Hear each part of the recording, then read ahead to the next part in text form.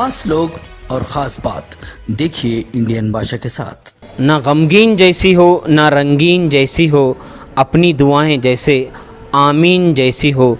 बेटा ही ज़रूरी नहीं खिदमत के लिए, बेटा ही ज़रूरी नहीं खिदमत के लिए, बेटी हो तो यारब नूरी परवीन जैसी हो। उर्दू ज़बान बहुत आदि तेलुगु में बोलते చాలా తీయని लैंग्वेज बोल के।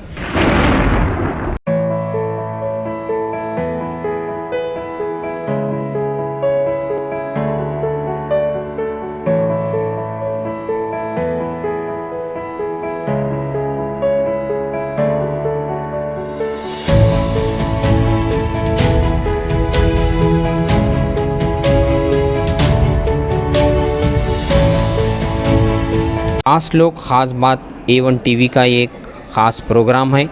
इस प्रोग्राम में मैं आपका इस्तकबाल करता हूँ। अस्सलाम वालेकुम, शुक्रिया A1 टीवी मेरे को इतना अच्छा मौका देने के लिए।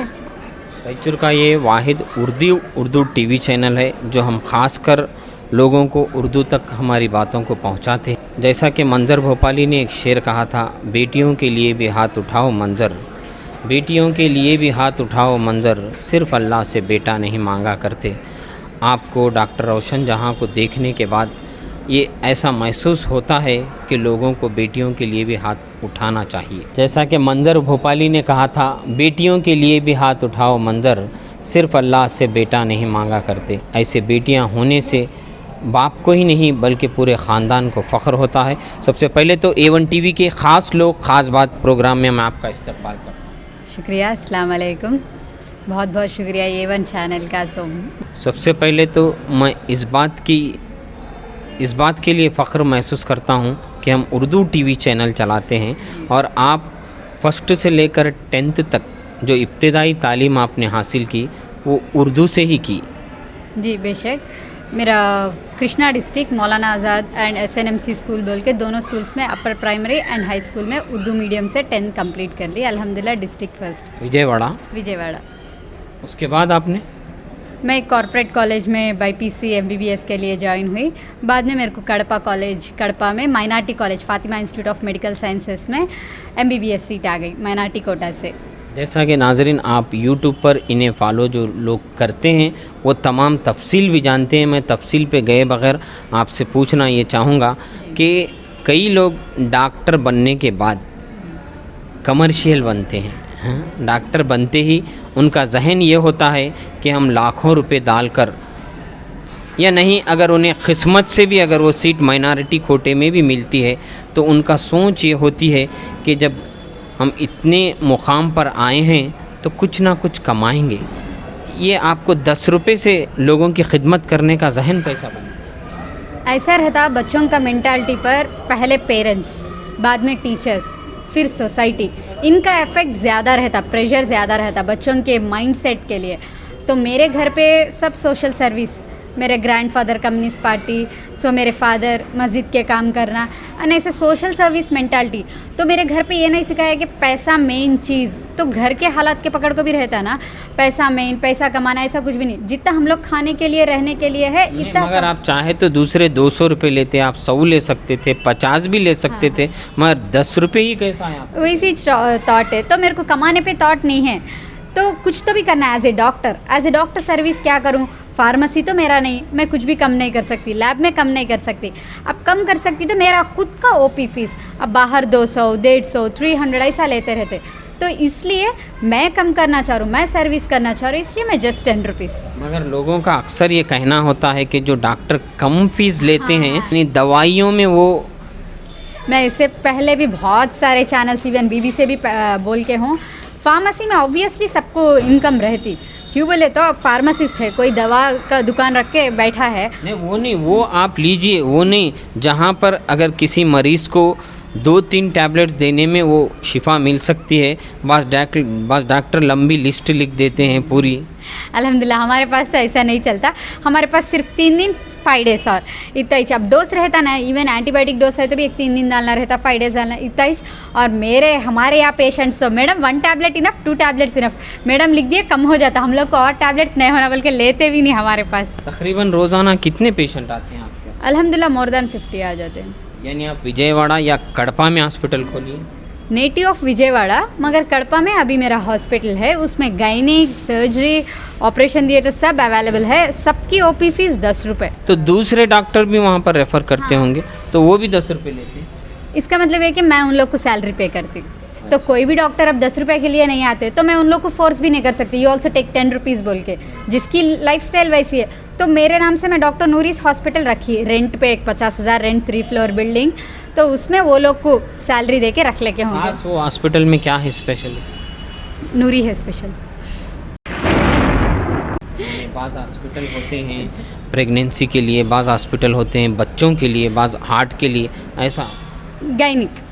गायनिक क्यों बोले तो एज ए लेडी मैं लो सोशियो इकोनॉमिक स्टेटस के एरिया में रखी।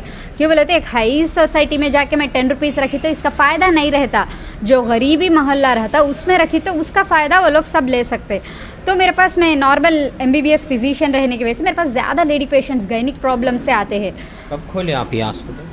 2020 फरवरी 5 यानी हाल में, या 1.5 वो भी कोविड के दौरान? या जस्ट मैं हॉस्पिटल स्टार्ट करी, कोविड स्टार्ट हो गया, I was like in depression, Allah कुछ अच्छा करेंगे बोले तो ऐसा हुआ क्या बोल के सब क्लिनिक्स हॉस्पिटल्स क्लोज कर दिए गए। बट मैं MBBS रहने की वजह से विद परमिशन हॉस्पिटल ओपन रखी थी।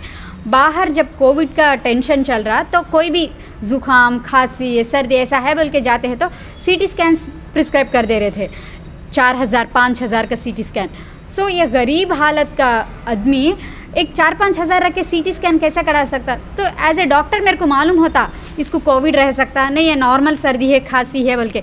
इसलिए जब मेरे पास पेशेंट्स अट्रैक्ट हुए, क्यों बोले तो मैं जिसको कोविड सिम्टम्स रहते उसको ही प्रिस्क्राइब करी, जाओ ऐसा गवर्नमेंट हॉस्पिटल्स में जाके जो देख लो कोविड का ट्रीटमेंट अच्छे से चल रहा। जिसको नहीं जैसा दूसरे डॉक्टर भी कर सकते थे, आप ही के अंडर है, दूसरों की भी बात बेशक करते होंगे, बट मेरा पब्लिसिटी हुआ। अल्हम्दुलिल्लाह पहचान सकते हैं, थोड़े के सिम्टम्स भी बाहर नहीं आते ना। अच्छा, अक्सर हमारे रायचूर शहर में भी एक डॉक्टर हैं जो चाइल्ड स्पेशल डॉक्टर राघवेंद्र, वो 50 रुपये फ़ीस में देखा करते थे, मगर अब वो एकदम 200 रुपये फ़ीस कर दी। जब मैंने उनसे बात किया तो डॉक्टर का कहना है कि दूसरे डॉक्टर मुझे एतराज़ कर रहे हैं। ऐसा आपको नहीं?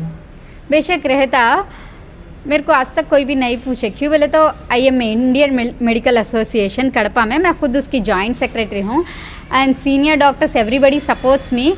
जिधर भी देखो आप एक रीजन के तौर पर थोड़े लोग का हवा तो चलता रहता, मगर एक लड़की होने के बाद, मैं नॉन लोकल होने के बाद भी इतना सारा प्रेशर नहीं आया। जो भी आए मेरे पीछे बोल लिए, ऐसा कर रही, वैसा कर रही, पब्लिसिटी के लिए कर रही। जस्ट 10 रुपीज़ के लिए क्यों कर रही? ज़ीरो कर सकती ना, इतना पब्लिसिटी देने की ज़रूरत क्या है? हम लोग को पॉइंट आउट कर रही क्या 300 ले रहे, 400?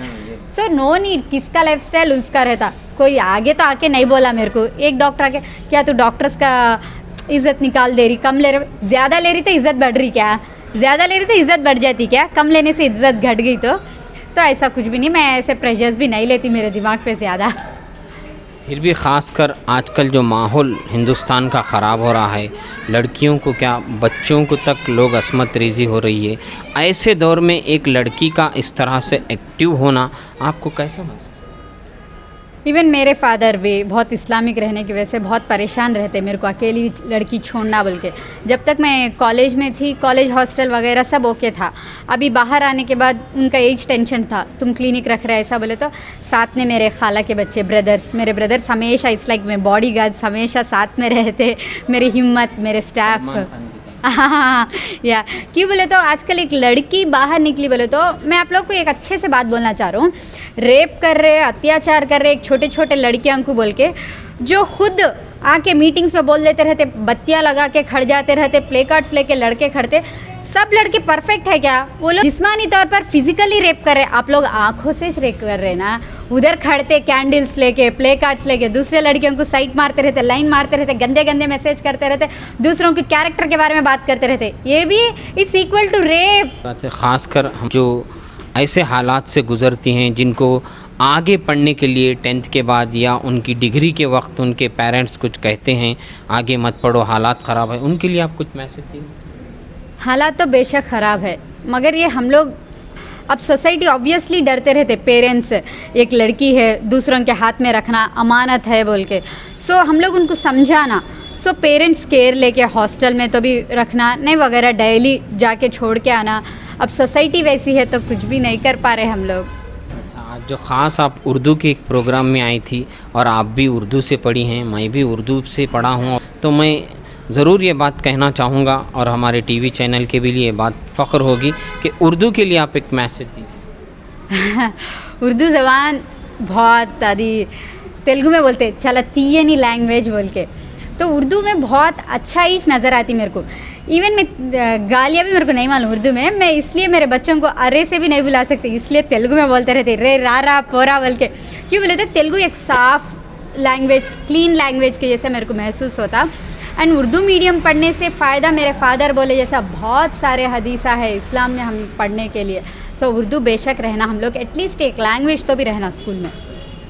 इस तरह से किसी शायर ने कहा है कि समात में शहद की चाशनी घोलते हैं, बहुत कम हो गए हैं उर्दू बोलने वाले। तो आप उर्दू और भी जो आगे चल के डॉक्टरी करना चाह रहे हैं, कुछ और भी पढ़ना चाह रहे हैं, क्या आप चाहती हैं कि वो भी उर्दू से पढ़ें? अब उर्दू से मैं एक्चुअली मेरा ये बात इसलिए बोल रहा हूँ ख़ास कर कि कई लोग आजकल अपने बच्चियों को इंग्लिश मीडियम में डालते हैं, उर्दू की तरफ तवज्जो नहीं देते। आजकल उर्दू के कई एक स्कूल खाली आपको देखने में मिल रहे हैं, तो आप एक उर्दू मीडियम से प्रॉब्लम कुछ भी नहीं है। क्या सोच रहे सब लोग, उर्दू मीडियम से गए तो हम लोग आगे चल के कुछ भी नहीं बन सकते। ज़िंदा एग्जाम्पल मैं आपके सामने हूँ, डॉक्टर बड़ी इतना कर रही। तो उर्दू मीडियम से हम लोग को एक्चुअली इंटरमीडिएट में मैं उर्दू लेना चाह रही थी, मगर एमसेट वगैरह ये सब उर्दू मीडियम में नहीं रहने की वजह से मैं इंग्लिश मीडियम में शिफ्ट हुई। अगर ये सब उर्दू में रहते तो मैं उर्दू में ही ख़त्म करती थी पूरा मेरा एजुकेशन। ठीक है, और भी कुछ बोलना चाहिए? नहीं, बहुत बहुत शुक्रिया A1 चैनल का।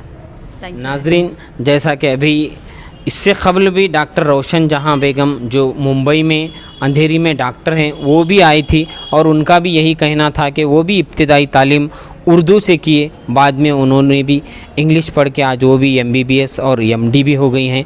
और मेरे बीच भी जो डॉक्टर है, डॉक्टर नूरी परवीन, जिसे लोग प्यार से परी भी कहते हैं, और लोगों के लिए वो एक परी की तरह आकर 10 रुपये में जब कोई इंसान परेशान होकर, वो भी ऐसे लॉकडाउन में उन्हें खाने के लिए पैसे नहीं तो दवा के लिए बड़ी मुश्किल से मिलते हैं, ऐसे वक्त अगर कोई डॉक्टर 10 रुपये में अगर देखता है तो वो ना के बराबर होता है। वाकई में उनके लिए वो परी ही नज़र आती होंगी। मैं उम्मीद करता हूं कि आप ऐसे ही और भी चैरिटेबल काम करते रहें, ना कि आपने अभी कहा इस प्रोग्राम में कि लोग तो ये वो ये चैरिटेबल करते ही हैं, मगर कुछ ऐसा करिए जो लोगों के लिए नया भी लगे और लोगों के लिए राहत भी लगे। मैं भी आपको, आपकी पूरी फैमिली को A1 TV की जानिब से दुआ भी हूँ कि अल्लाह ताला आपके जैसे औलाद और को भी देते रहे। ना गमगीन जैसी हो ना रंगीन जैसी हो, अपनी दुआएं जैसे आमीन जैसी हो।